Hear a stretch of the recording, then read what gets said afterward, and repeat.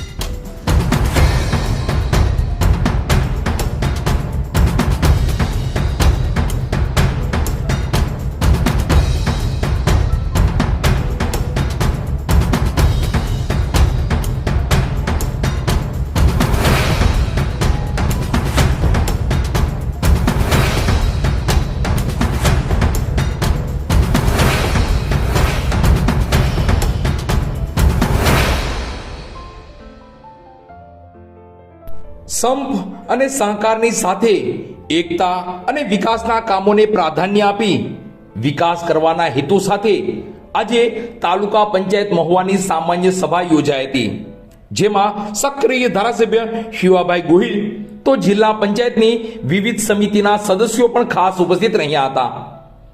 હાલ મહુવાનું રાજકારણ ખેંચતાણ ભર્યું છે, ત્યારે તાલુકા પંચાયત મહુવાની સામાન્ય સભામાં સૌ સદસ્યો સાથે બેસી પક્ષાપક્ષી વગર વિકાસ કાર્યોને પ્રાધાન્ય આપી વિકાસની દોટ મૂકી આગળ વધી રહ્યા છે. આ સામાન્ય સભાની વિગત જોઈએ તો તારીખ 17/4/2025 ને ગુરુવારના રોજ તાલુકા પંચાયત કચેરી મહુવા ખાતે પ્રમુખ શ્રી દુલાભાઈ ભાલિયાના અધ્યક્ષસ્થાને સામાન્ય સભાનું આયોજન થયું હતું. આ સામાન્ય સભામાં 15મા નાણાં પંચનું 2025-26ના વર્ષનું અંદાજિત રકમ 3 કરોડ તથા તાલુકા પંચાયતના નવીન મકાનના બાંધકામ માટે 4.51 કરોડની વહીવટી મંજૂરી મળેલ છે. તેમજ તમામ સદસ્યોની એકતા અને સહકારને લઈ તાલુકા પંચાયતના સ્વભંડોળમાંથી દરેક સભ્યશ્રી દીઠ 75,000 રૂપિયાની મર્યાદામાં બેસવાના બાકડાનું કામ મંજૂર કરવા અધ્યક્ષ સ્થાનેથી ઠરાવ કરાયેલ છે. આમ તાલુકા પંચાયતના તમામ સદસ્યો પક્ષાપક્ષી વગર મહુવા તાલુકાના ગ્રામ્ય વિસ્તારના લોકોને વધુ સુવિધાઓ મળી રહે તે માટે તાલુકા પંચાયત મહુવાના તમામ સદસ્યો અને પ્રમુખ શ્રી દુલાભાઈ ભાલિયાએ પ્રયત્નો કરેલ છે. અત્રે ઉલ્લેખનીય છે કે મહુવા શહેર તેમજ નગરપાલિકામાં રાજકારણમાં ખેંચતાણ ચાલી રહી છે.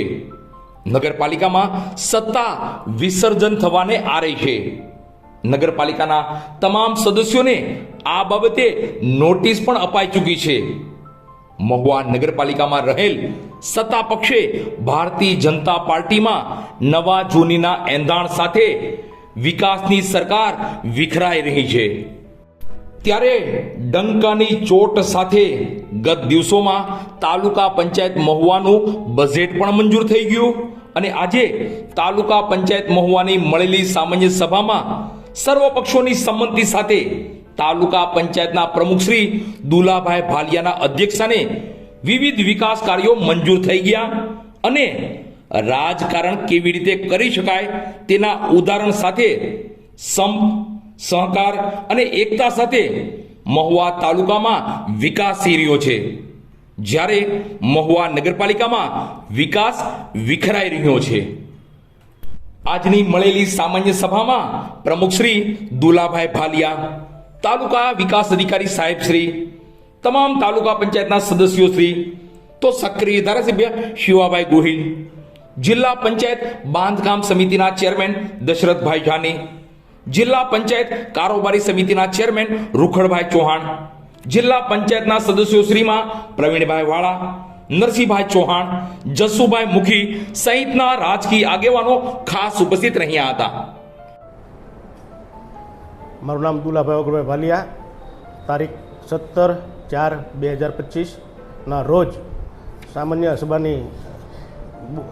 સભા બોલાવવામાં આવેલી. તેમાં 15મું નાણાં પંચનું આયોજન કરવાનું હોય. બધા તાલુકા પંચાયત સદસ્યને સરખા ભાગે જે આવતા વિકાસના કામોની રકમ ફાળવી દેવામાં આવી અને જે બાકી જે તે સમયમાં 22-23ના જે કામો અમુક કારણોસર ન થયેલા હોય તેવા કામના ફેરફાર કરવાના હતા. તેનું પોર્ટલ ખુલ્લું 25 તારીખ સુધી રહેશે, તો એ તેમના તમામ કામો 25 તારીખ સુધી સૂચવી દેવા.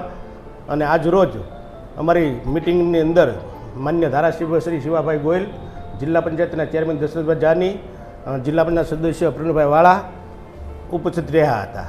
અસ્તુ ભારત માતા કી જય.